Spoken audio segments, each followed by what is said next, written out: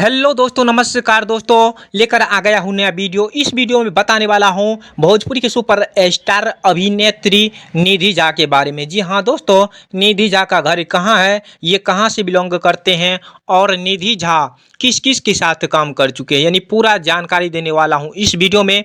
तो इस वीडियो को पूरा जरूर देखिए, बहुत ही ज़बरदस्त होने वाला है।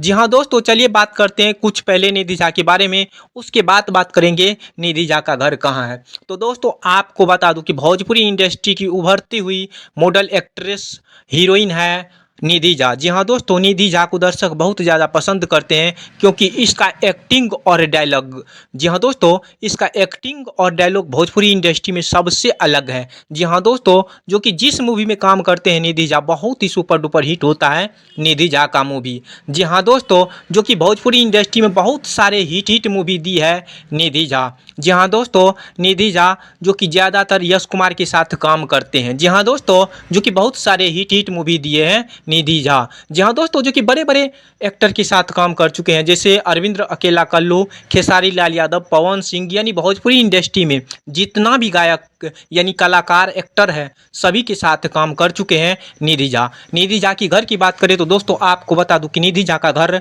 जो कि समस्तीपुर, बिहार के समस्तीपुर जिला पड़ता है निधि झा का घर। तो जी हाँ दोस्तों, यही रहा निधि झा के बारे में। अगर अच्छा लगा तो मेरे चैनल को सब्सक्राइब और वीडियो को लाइक कमेंट शेयर ज़रूर कर लें।